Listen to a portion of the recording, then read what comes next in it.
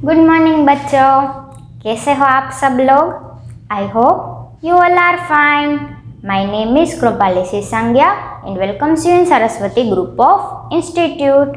तो बच्चों, अगले लेक्चर में हमने चैप्टर नंबर 3 का पार्ट 2 सीखा था, राइट।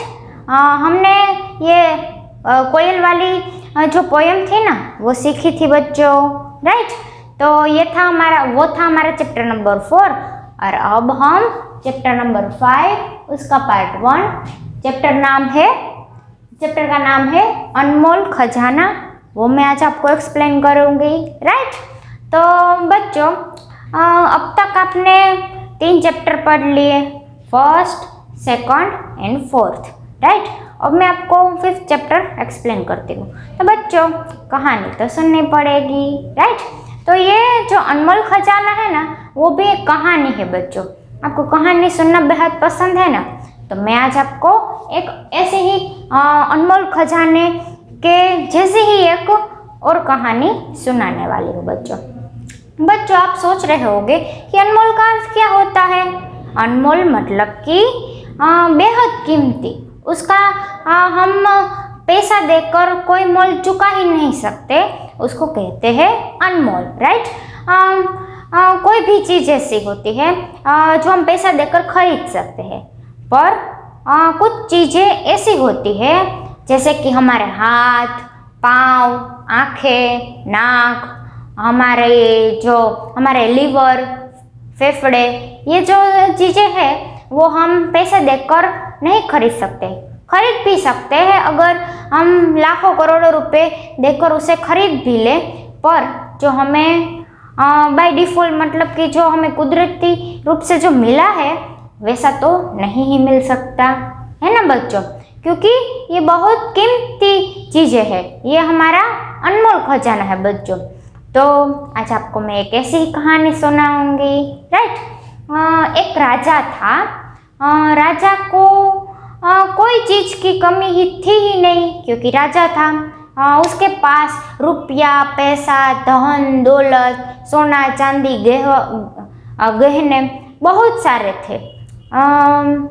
राजा बिल्कुल तंदुरुस्त था, पर राजा को एक बीमारी थी बच्चों। कौन सी बीमारी थी? यस, राजा को नींद न आने की बीमारी थी। बच्चों, हम लोग स्कूल से घर पर जाते हैं तब हम खा पी कर हमारा होमवर्क कर जब थोड़ा ही बैठते हैं होमवर्क करने, तो हमें कैसी नींद आ जाती है ना बच्चों। तो राजा को एक बीमारी थी, उसको नींद नहीं आ रही थी, क्योंकि उसने कितने वैद्य से अपनी दवा करवाई, कई सारे डॉक्टर्स को दिखाया, कई सारे वैद्य उसका उपचार करने आए, पर कुछ हुआ ही नहीं। मतलब कि उसको नींद आ ही नहीं रही थी बच्चों। तो राजा इसके कारण बहुत टेंशन में रहने लगे। फिर कैसा होता है बच्चों कि एक दिन राजा गांव में घूमने जाते हैं और उसने एक दृश्य देखा कि एक मजदूर था, वो बेचारा फुटपाथ पर ऐसे ही लेट गया था। मतलब कि मजदूरी कर आया था और खा पी कर ऐसे सो गया था, बिल्कुल चैन की नींद ले रहा था बच्चों वो। तो राजा तो हैरान थे कि इतनी कड़ी धूप में और बीच सड़क में ये मजदूर कैसे सो सकता है। मैं तो ऐसे महल में भी कि कई सारी खिड़कियां हैं और कई सारे पंखे भी है, तो मैं आराम से सो नहीं सकता, और ये मजदूर इतनी धूप में कैसे सो सकता है। तो राजा तो हैरान रह गए। फिर राजा ने सोचा कि मैं मजदूर से ही पूछ लेता हूँ कि उसे नींद क्यों आ गई। तो वो बैठते हैं, 2-3 घंटे तक बैठते हैं कि कब ये मजदूर उठे और कब मैं उनसे पूछूं। तो फिर क्या होता है बच्चों कि थोड़ी देर बाद मजदूर उठता है। तो मजदूर उठता है तो देखता है कि राजा तो उसके पास ही बिल्कुल बैठे हैं। तो वो चौंक जाता है कि महाराज, आप मेरे पास क्यों बैठे हैं? आप तो महल में होंगे शायद, और इस वक्त मुझे लगा कि आपको तो महल में होना चाहिए, आप यहाँ आने का कष्ट क्यों करें? मुझे बुला लेते, कोई काम होता तो। फिर राजा बोलते हैं कि नहीं भाई, मुझे ही तुम्हारा काम था, मैं तुम्हें पूछना चाहता हूँ कि तुम्हें इतनी गहरी नींद आ क्यों गई? इतनी कड़ी धूप थी, तुम्हारे पास न चादर थी, न ओढ़ने पहनने के लिए कुछ था, तो तुम इतनी कड़ी धूप में सो कैसे सकते हो? फिर मजदूर बोलता है कि महाराज, मैंने परिश्रम ही उतना किया था कि न खाने का होश रहा, न मुझे सोने का होश रहा। मैंने इतना परिश्रम किया था ना महाराज, तो मैं थक गया और परिश्रम की वजह से मुझे नींद आ गई। तो महाराज सोच में पड़ गई, परिश्रम? कैसा परिश्रम? तुमने क्या इतना बड़ा कोई पहाड़ तोड़ दिया? तो मजदूर बोलता है कि ना महाराज, मेरे पास आप जितना तो काम नहीं होगा, आप तो पूरा शहर और पूरा गांव चलाते हो, पर मुझे अपना घर चलाने के लिए सुबह के 5 बजे उठ जाना पड़ता है और रात को 12 बजे तक मैं काम ही करता रहता हूँ, इसीलिए मुझे नींद झट से आ जाती है। तो राजा बोलते हैं कि एक दिन मैं तुम्हारे साथ मजदूरी के लिए आऊँ? तो बेचारा मजदूर तो डर गया कि महाराज क्या बोल रहा है। तो वो बोलता है, नहीं महाराज, आप चाहे तो एक दिन की मेरी तनख्वाह ले लो, पर आप मजदूरी के लिए क्यों आना चाहते हो? तो राजा अपनी जो मुसीबत है वो उसके साथ शेयर करता है और कहता है कि भाई, मुझे नींद न आने की समस्या है। मैंने कई हाकिमों से इसकी दवा के बारे में पूछा, पर कोई उसका उपचार कर नहीं पाया। तो मैंने सोचा मैं तुमसे ही इसका उपाय जान लूँ कि तुम्हें नींद कैसे आती है। फिर राजा थे, वो उसके साथ एक दिन की मजदूरी की बात करते हैं। तो मजदूर तो सोचने लगा कि चलो कोई बात नहीं, आ जाना कल मेरे साथ। तो दूसरे दिन राजा अपना वेश बदलकर उसके साथ जाते हैं। पूरा दिन राजा दोपहर तक मेहनत और कड़ी मजदूरी करते हैं और फिर सुबह दोपहर हुई तो राजा को बहुत भूख लगती है। तो राजा जितना उसने खाया था, उसने एक रोटी दाल चावल उतना खाया, तो राजा ने भी उतना खाया। थोड़ी देर हुई ना तो राजा खा पीकर वहीं के वहीं लेट गए। उसको ना अपने भेष का कुछ भान रहा, न सड़क का होश रहा, वहीं के वहीं सो गए। फिर मजदूर खुश हो जाता है कि राजा को सिर्फ परिश्रम की ही जरूरत थी। वो बैठे बैठे सबको ऑर्डर देते थे और उसके हिस्से में तो कोई काम आता ही नहीं था, पूरे दिन बैठे रहते थे, इसीलिए राजा को नींद नहीं आती थी। तो थोड़ी देर बाद 2-3 घंटे के बाद राजा उठते हैं और पूछते हैं मजदूर को कि क्या मैं सो गया था? तो मजदूर हंसता है और कहता है कि हाँ महाराज, आप सो गए थे और आपने 2-3 घंटे की गहरी नींद ले ली है। तो राजा तो खुश हो जाते हैं और बोलते हैं कि वाह मजदूर, तुमने तो मेरी आंखें खोल दी कि जीवन में हमें परिश्रम भी करना चाहिए और हमारे शरीर को तंदुरुस्त रखने के लिए हमें नींद भी लेनी आवश्यक है। हमें 7-8 घंटे तो सोना ही चाहिए, ज़्यादा नहीं तो हम 6 घंटे तो हमें कंपलसरी सोना ही चाहिए। तो वो राजा है वो खुश हो जाता है और मजदूर को कई सारा तोहफा देते हैं। तो मजदूर लेने से मना कर देता है कि नहीं महाराज, ये सब मुझे नहीं चाहिए क्योंकि मैं परिश्रम करके खाने वाला आदमी हूँ। तो राजा उससे खुश होते हैं और कहते हैं कि नहीं, मैं तुम्हें खुश होकर दे रहा हूँ, मेरा तुम अपमान मत करो, मैं जो दे रहा हूँ वो प्रेम से स्वीकार कर लो। और राजा खुश होकर अपने महल चले जाते हैं। तो बच्चों, सुना ना आपने कि जीवन में परिश्रम का भी महत्व है, उसके बिना हमारा शरीर तंदुरुस्त नहीं रह सकता। शरीर को तंदुरुस्त रखने के लिए हमें गहरी नींद लेनी चाहिए और परिश्रम भी करना चाहिए। तो बच्चों, परिश्रम करने के लिए हमें किसका उपयोग करना पड़ेगा? यस, हमारे हाथ पाँव का। हम अपने हाथ पाँव चलाएंगे तो हम अच्छे ही रहेंगे। हम पूरा दिन खा पी कर सोते ही रहेंगे तो हमारा वजन जो है वो बढ़ जाएगा, हम मोटे हो जाएंगे, तो हमारे शरीर में कई सारी बीमारियां घर कर जाएंगी, राइट। तो हमें अपना शरीर तंदुरुस्त रखने के लिए क्या करना चाहिए? यस, परिश्रम करना चाहिए और नींद भी लेनी चाहिए। तो बच्चों, एक ऐसी कहानी मैं आज आपको सुनाने वाली हूँ जो आपकी पाठ्य पुस्तिका में चैप्टर नंबर 5 अनमोल खजाना के रूप में दी गई है।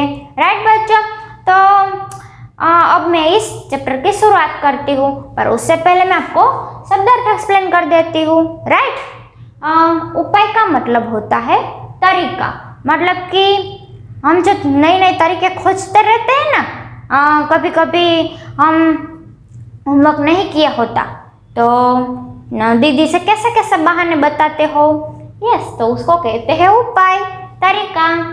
सज्जन मतलब कि यहाँ पे इसके दो पार्ट किए गए हैं, सद प्लस जन।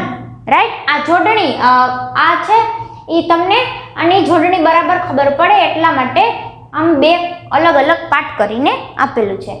सद प्लस जन मतलब कि भला आदमी, जो अच्छा आदमी होता है उसको कहते हैं सज्जन। राइट, द्वार मतलब कि दरवाजा, अनमोल मतलब कि कीमती, जिसका कोई हम पैसों से मूल आंक ना सके उसको कहते हैं अनमोल, जो बेहद कीमती होता है। राइट, उपयोगी, उपयोग मतलब कि काम में लाना। आंखें खुल गई मतलब कि सच्चाई का पता चलना, ये हमारा मुहावरा है कि आंखें खुल जाना, आंखें खुल गई। राइट, तो सच्चाई का पता चल जाना मतलब कि कुछ चीज़ों के ऊपर पर्दा डला होता है, पर जैसे ही हमें सच्चाई का पता चलता है तो हमारी आंखें खुल जाती है। इसके लिए उपयोग किया गया है कि आंखें खुल गई, ऐसा शब्दार्थ दिया गया है। कल्पवृक्ष, बच्चों आपने सुना होगा कि कल्पवृक्ष हमारे सतयुग में था, मतलब कि वो इच्छा पूरी करने वाला वृक्ष, उसे कोई इच्छा मांगो, इसे कोई विश करो तो वो वृक्ष हमें सब कुछ दे देता है। पर ऐसा सिर्फ इमेजिन नहीं करना है बच्चों, अभी ऐसा कोई कल्पवृक्ष है ही नहीं। राइट, तो कल्पवृक्ष का मतलब होता है इच्छा को पूरी करने वाला पेड़, मतलब कि एक झाड़ હોય છે જેની પાસે કંઈક વિશ માંગો તો એ ઝાડ પૂરી કરે। રાઈટ, પણ એવું બહુ પહેલાંના વખતમાં હતું, સતયુગમાં। હવે તો એવું જોવા નથી મળતું બાળકો, બરાબર। તો હવે આપણે કહાની શરૂ કરીએ। રાઈટ, અનમોલ ખજાના मतलब कि બહુ કિંમતી ખજાનાની વાત આમાં કરેલી છે। બાળકો આમાં આપણને એમ થશે અનમોલ ખજાનો એટલે કેવો ખજાનો હોય છે વળી, હવે આપણે એના માટે તો આપણે પાઠ ભણવો પડશે। રાઈટ, આ તો કહાની જ છે બાળકો, તો તમને બહુ જ મજા આવવાની છે। રાઈટ, एक गांव में विक्रम नामक एक युवक रहता था। एक गांव था, उसमें एक विक्रम नाम का एक युवक रहता था। राइट, एक दिन बैठे बैठे वह सोचने लगा कि मैं कैसे ढेर सारा धन कमाऊं और आराम से रहूं। एक दिन वो बैठे बैठे सोच रहा था बच्चों कि मैं कैसा उपाय करूं कि उससे मैं ढेर सारा धन कमाऊं। धन कमाना मतलब कि पैसा कमाना। मैं ऐसा कौन सा तरीका आजमाऊं कि जिससे मैं बहुत सारे पैसे कमा सकूं। वो सोचता है कि मैं बहुत सारे पैसे कमाऊंगा तो मैं आराम से रह पाऊंगा, तो ऐसा एक उपाय खोजना पड़ेगा। उसने इधर उधर जाकर अपने कई मित्रों से जल्दी धन कमाने का उपाय पूछा। वो इधर उधर जाता है और अपने कई सारे मित्र थे, उनसे वो उपाय पूछता है कि मैं कैसे पैसा ज़्यादा कमाऊँ, कैसे ज़्यादा कमाऊँ। वो सबसे पूछता रहता था, लेकिन कहीं से भी उसे कोई ठोस उपाय नहीं मिला। मतलब उसे सबसे निराश ही होना पड़ा, उसे कोई ढंग का उत्तर दे ही नहीं रहा था। એટલે भाई तो बेचारा उदास થઈ જાય છે। लेकिन कहीं से भी उसे कोई ठोस उपाय नहीं मिला। ठोस मतलब कि कोई पक्का वाला उपाय नहीं मिला कि इसी उपाय के कारण वो बहुत सारे पैसे कमाए। ऐसा कोई पक्का वाला 100% श्योरिटी दिखाने वाला कोई उपाय मिलता ही नहीं है कि आ उपाय करवाથી 100% ज़्यादा ज धन तू कमावी लईश। राइट, तो એને તો બધેથી નિરાશા જ મળે છે। ઉપાયનો મતલબ થાય તરીકા, બરાબર। કોઈક નવી રીત અજમાવવા માગતો હતો કે કેવી રીતના હું બહુ ઝાઝું ધન કમાવું, કેવી રીતના હું મારી આખી જિંદગી પછી આરામથી કાઢી શકું, બરાબર. એ બધા એના મિત્રોને પૂછે છે પણ ક્યાંયથી કોઈ ઉપાય મળતો નથી. सुबह का समय था, विक्रम खेतों के बीच से होकर जा रहा था. बच्चों, सुबह का समय था और वो विक्रम था, वो खेतों के बीच से जा रहा था. रास्ते में एक किसान से उसने जल्दी धन कमाने का उपाय पूछा. सुबह के टाइम पे वो विक्रम था, वो खेतों के बीच से जा रहा था, मतलब चलकर कहीं जा रहा था. तो वो एक किसान था, उसे एक बात पूछता है कि मैं कैसे धन कमा सकता हूँ, तुम्हारे पास कोई उपाय है, बहुत ज़्यादा धन कमाना है मुझे. तो किसान ने विक्रम को बताया कि गांव के दूसरी ओर एक सज्जन रहते हैं, उनका नाम विश्वनाथ है, वे शायद कोई आसान तरीका बता सकते हैं. किसान ने विक्रम को एक उपाय दिया कि गांव के दूसरी ओर, मतलब गांव जहाँ पूरा होता है, वहाँ पे एक विश्वनाथ करके एक आदमी रहता है, उसके पास शायद ही कोई आसान तरीका होगा, वो तुम्हें शायद बता सकते हैं. तो विक्रम तो जल्दी जल्दी उसकी बात सुन लेता है कि कहीं से उसे होप मिलती है, मतलब कि आशा की किरण दिखाई देती है कि नहीं, एक आदमी है जो उसका उपाय बता सकता है. तो वो तो किसान की बात मानकर जल्दी जल्दी वहाँ जाने के लिए चल पड़ता है. विक्रम जल्दी जल्दी विश्वनाथ के घर की ओर चल पड़ा. तो विक्रम तो खुश हो जाता है और जल्दी जल्दी विश्वनाथ के घर की ओर जाने लगता है. बच्चों, उसके द्वार पर पहुंचकर विक्रम ने देखा कि द्वार खुला था और विश्वनाथ ध्यान में बैठे थे. वो उसके घर पर पहुंचते हैं तो देखते हैं तो द्वार तो खुला पड़ा था. द्वार मतलब कि दरवाजा, द्वार मतलब कि हमारा जो दरवाजा होता है ना, वो जो दरवाजा था वो तो खुला पड़ा था. तो विश्वनाथ जो थे वो ध्यान में बैठे थे. विक्रम ने उन्हें प्रणाम किया और उसके सामने बैठ गया. विक्रम ने उसे पहले देखा तो वो तो ध्यान में बैठे थे, फिर जाकर प्रणाम किया और उसके सामने जाकर बैठ गया. जैसे विश्वनाथ ने आंखें खोली, विक्रम ने अपने मन की बात कही. वो ध्यान से उठे तो विक्रम ने अपने मन में जो बात थी कि ज़्यादा धन कमाना है, वो बात उसके सामने रख दी. राइट बच्चों? तो विक्रम अब बोलता है कि मैं बहुत गरीब हूँ, आप मुझे जल्दी धन कमाने का कोई उपाय बताइए. विक्रम बोलता है और विश्वनाथ से कहता है कि भाई, मैं बहुत गरीब हूँ, कृपया करके मुझे बहुत धन कमाना है, तो आपके पास कोई तरीका हो तो प्लीज़ मुझे बता दो. विश्वनाथ बोलते हैं, तुम बसंत नगर में जाओ, वहाँ एक आदमी 20,000 रुपये में मनुष्य की आंखें खरीदता है, तुम्हें अपनी आंखें बेच देनी पड़ेगी, तुम अपनी आंखें बेच दो उसके पास जाकर. फिर विश्वनाथ उसे एक तरीका बताता है. बच्चों, विश्वनाथ उसे कहता है कि तुम बसंत नगर में जाओ, यहाँ तुम आए हो, कोई बात नहीं मेरे पास, तो अब मैं तुम्हें उपाय बताता हूँ कि तुम कैसे पैसा कमा सकते हो. तो वो बोलता है कि ठीक है. विश्वनाथ कहता है, विक्रम बोलता है कि ठीक है. विश्वनाथ कहता है कि तुम बसंत नगर में जाओ कि वहाँ एक आदमी 20,000 रुपये में मनुष्य की आंखें खरीदता है. 20,000 रुपया दो और तुम्हारी आंखें दो है वो उसको दे दो. आंखों के बदले तुम्हें बहुत सारा धन मिल जाएगा. 20,000 रुपये में तुम्हें अपनी आंखें बेचनी पड़ेगी. वो आदमी आंखें खरीदता है, तुम जाकर उसे अपनी आंख बेच दो, तुम अपनी आंखें निकल कर उसको दे दो, तुम्हें वो 20,000 रुपये में दे देगा, तो तुम्हारे पास तो धन आ जाएगा. तो विक्रम बोलता है, अपनी आंखें बेच दूं, फिर मैं देखूंगा कैसे. विक्रम जो है वो उसको क्वेश्चन पूछता है कि आप कैसी बात कर रहे हो भैया, मैं अपनी आंखें बेच दूं फिर मैं देखूंगा कैसे. नहीं, मैं अपनी आंखें तो देने ही नहीं वाला हूँ. आंखें नहीं, कोई दूसरा उपाय दो. विश्वनाथ बोलता है, ठीक है भैया, तो 15,000 में अपने दोनों पैर बेच दो. 20,000 में आंखें नहीं बेचनी है तो कोई बात नहीं, आंखें कीमती लगती है तुम्हें तो कोई बात नहीं, 15,000 रुपये दो और तुम्हारे दोनों पाँव उसको बेच दो. वो पाँव भी खरीदता है, तुम्हारे दोनों पाँव काट कर उसे दे दो. तो विक्रम बोलता है, पैर बेच दूं तो मैं जलूंगा कैसे, आंखें नहीं दे सकता, नकर હું જોઈ નહીં શકું। તો વિક્રમને કહે છે, હવે પાછા એમ કહે છે, पैर बेच दूँ, मैं अपने पाँव बेच दूँ तो मैं चलूँगा कैसे? चलना भी तो इम्पोर्टेंट है ना, चलने के लिए पाँव इम्पोर्टेंट है, तो मैं अपने पाँव भी नहीं दूंगा।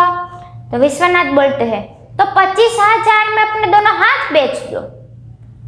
विश्वनाथ पेलो રીત આપી કે તારી આંખ વેચી દે 20,000 માં। તો ઓલાએ ના પાડી। પછી બીજો ઓપ્શન આપ્યો કે 15,000 માં તારા પગ વેચી નાખ। તો ઓલો કે ના રે ના, મારે પગ તો જોઈ છે, મારે ચાલવું કેમ? પછી વિશ્વનાથ કહે છે કે 25,000 માં તારા 2 હાથ વેચી નાખ। હવે એમ કહે છે કે હાથ છે એના તો 25,000 દેશે તને, જા તારા હાથ જઈને વેચી નાખ। तो विक्रम કહે છે, अपने हाथों के बिना मैं काम कैसे करूंगा? हाथ बेच दूं, काम कैसे करूंगा मैं? हाथ नहीं देने हैं क्योंकि ये तो बहुत कीमती है। फिर विश्वनाथ बोलते हैं, तो तुम अपना पूरा शरीर ही बेच दो, इनके लिए तुम्हें पूरा 1 लाख रुपया मिलेगा। वो बोलता है कि तुम्हारा पूरा शरीर बेच दो और उसके अंदर जो जो पार्ट्स है ना वो सारे के सारे बेच दो, अपना शरीर ही पूरा का पूरा बेच दो उस आदमी को, पूरे 1 लाख रुपए देगा। 1 लाख रुपए तो बहुत बड़ी रकम होती है बच्चों, तो उसे तो उसके लालच में आ जाना चाहिए। पर बच्चों सुनो वो क्या कहता है विक्रम, नहीं नहीं, इस शरीर को तो मैं 1 करोड़ रुपये मिलने पर भी नहीं बेचूंगा। वो बोलता है कि 1 करोड़ रुपये देना कोई मुझे तो भी मैं नहीं बेचूंगा। मुझे मेरा शरीर तो बहुत प्रिय है क्योंकि इसके अंदर जो पार्ट्स है वो मुझे अनगिनत रुपए चुका कर भी वैसे के वैसे नहीं मिलने वाले हैं। विश्वनाथ बोलता है फिर उसकी बात सुनकर मुस्कुरा कर बोलता है बच्चों कि अरे भाई, जो 1 करोड़ रुपये में भी अपने शरीर को नहीं बेच सकता वो गरीब कैसे हुआ? तुम तो बोल रहे थे भैया कि तुम गरीब हो, पर अब मैं तुम्हें 1 करोड़ रुपए की ऑफर, 1 लाख रुपए की ऑफर दे रहा हूँ और तुम बोल रहे हो कि मैं कोई 1 करोड़ रुपए दे तो भी मैं अपना शरीर नहीं बेचूंगा। तो भाई, तुम 1 करोड़ रुपये में भी अपना शरीर नहीं बेच सकते हो तो तुम गरीब कैसे हुए भाई? मतलब कि कोई 1 करोड़ रुपया आपे छे तने, बराबर, छतां तू तारा शरीरने वेचवा नथी मांगतो, तो तू गरीब केवी रीतना थयो? बराबर, गरीब होय एने तो लालच होय पैसानी, बराबर, एने कोई पैसा आपे तो ए कोई पण वस्तु करवा माटे रेडी थई जाय, पण ए शरीर थोड़ी ना आपी दे, कोई हाथ पग थोड़ी ना कोई कापीने आपी सके, राइट? तो माणस तो कहे छे कि कोई 1 करोड़ रुपया आपशे ने मने तोय पण हुं मारुं शरीर नहीं आपूं। विश्वनाथ बोलता है कि तो जाओ, तुम्हारे पास यह अनमोल खजाना है, उसका उपयोग करो। विश्वनाथ ने पहले क्या कहा मुस्कुरा कर कि अरे भाई, 1 करोड़ रुपये मिलने पर भी तुम अपना शरीर नहीं बेच रहे हो, मतलब कि तुम गरीब तो हुए ही नहीं, तुम तो बहुत अमीर हुए क्योंकि तुम्हारे पास तो यह अनमोल खजाना है। अनमोल खजाना मतलब कि यस, अब हमारे जो टाइटल है ना ये अनमोल खजाना, उसका सही मीनिंग आया, मतलब कि उसका सही अर्थ आया कि तुम्हारे पास यह अनमोल खजाना है बच्चों। अनमोल खजाना मतलब कि सिर्फ रुपया पैसा ही सब कुछ नहीं होता है, हमारा शरीर, हमारी आँखें, हमारे हाथ पाँव, हमारा लिवर, ये सब कुछ बहुत कीमती, बेहद कीमती होता है। तो विश्वनाथ बोलता है कि तुम्हारे पास तो यह अनमोल खजाना है, इसका उपयोग करो, जाओ अपने हाथ पाँव चलाओ, जाकर हाथ पाँव चलाओगे तो जो चाहो वो कर सकते हो, कोई चीज़ इम्पॉसिबल तो होती ही नहीं है, राइट?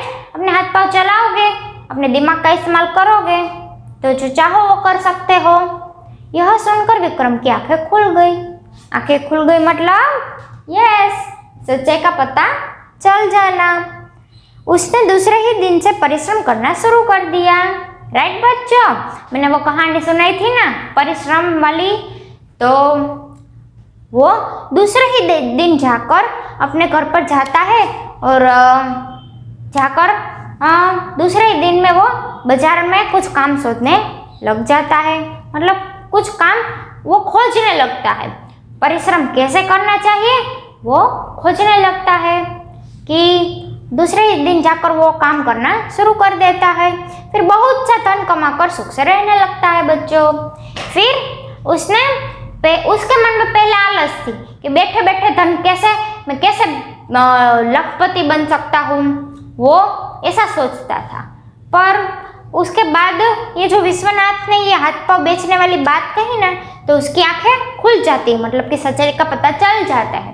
तो बोलता है, वो सोचता है कि यस, मेरे पास तो यह अनमोल खजाना है, उसका सही से उपयोग कर कर मैं जो चाहे वो कमा सकता हूँ। और फिर क्या होता है, परिश्रम किया तो फल भी तो मिलना ही था ना बच्चों। हम जो काम मेहनत से करेंगे, पूरी लगन से करेंगे, तो उसका फल मिलना ही है। पर सिर्फ फल की ही आस नहीं रखनी है, हमें अपना काम है, कर्तव्य हमारा अच्छे से हम निभाए, मतलब कि हमारा जो कर्म है वो हम अच्छे से करें। राइट बच्चों, भगवान श्री कृष्ण भी यही कहते हैं बच्चों कि तुम कर्म किए जाओ, फल की आशा मत रखो, वो तुम मेरे ऊपर छोड़ दो। मतलब कि भगवान कहते हैं कि तुम जो कर्म करते हो उसके अनुसार तुम्हें फल मिलेगा ही। अच्छा करोगे तो अच्छा मिलेगा, बुरा करोगे तो बुरा मिलेगा। मतलब कि तुम परिश्रम करो, मैं तुम्हें फल देने ही वाला हूँ। राइट बच्चों, तो हम एग्जाम में भी अच्छे से रीड करेंगे, मतलब कि पूरा याद कर लेंगे, तो हमें आने ही वाला है। राइट बच्चों, तो उसका फल हमें क्या मिलेगा, यस, वो हमारा जो रिजल्ट होता है ना वो। तो उसको बात समझ में आ गई, तो परिश्रम करने लगता है विक्रम। फिर बहुत सा धन कमाया उसने।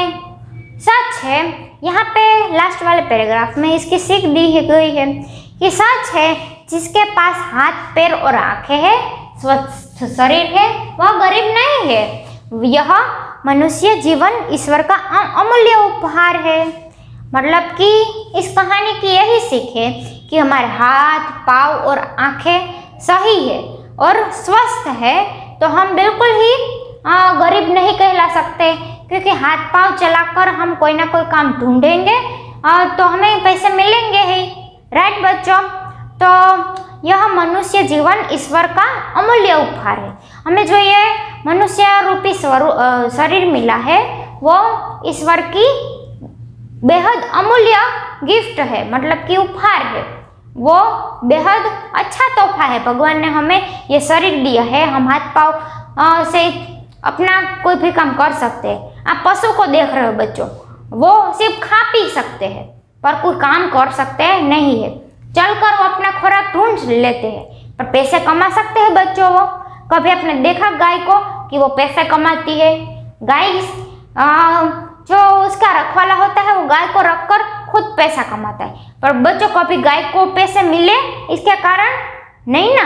तो मनुष्य ही एक ऐसा प्राणी है बच्चों कि जो अपने हाथ पांव चलाकर पैसे कमा सकता है और सुखी रह सकता है। राइट बच्चों, तो इसका सदुपयोग ही हमें कल्पवृक्ष की भांति फल देता है। कल्पवृक्ष की भांति मतलब कि इच्छा को पूरी करने वाला पेड़, मतलब उसकी भांति हम जो चाहे, मतलब कि हम चाहे उतने पैसे कमा सकते हैं, पर किसके कारण? यस, हमारे दिमाग के कारण। हमें दिमाग लगाना चाहिए कि हम क्या करने वाले हैं, हमें क्या करना चाहिए। राइट बच्चों, तो ये थी हमारी कहानी। आपको मजा आया ना? यस, आपको मजा आया ही होगा और आपको भी समझ में आ गया होगा कि एग्जाम आ रही है तो परिश्रम भी करना चाहिए। राइट, तो ये था हमारा अनमोल खजाना। मैंने आपको पूरा का पूरा एक्सप्लेन कर दिया। राइट बच्चों, तो आप भी परिश्रम में जुट जाना, है ना। अब मिलते हैं अगले वीडियो लेक्चर में इसके पार्ट 2 के साथ। उसमें मैं आपको इसकी पाठ्यपुस्तिका कैसे कंप्लीट करना है वो सिखाऊंगी। राइट बच्चों, इस वीडियो में कहीं भी आपको कोई चीज़ समझ में ना आए तो फिर से दोबारा देख लेना, समझ में आ ही जाएगा। और पूरी की पूरी कहानी एक बार रीड कर लेना, है ना। तो इसके कारण आपको समझ में आ जाएगा। राइट, बाय बाय बच्चों, अब मिलते हैं अगले वीडियो लेक्चर में।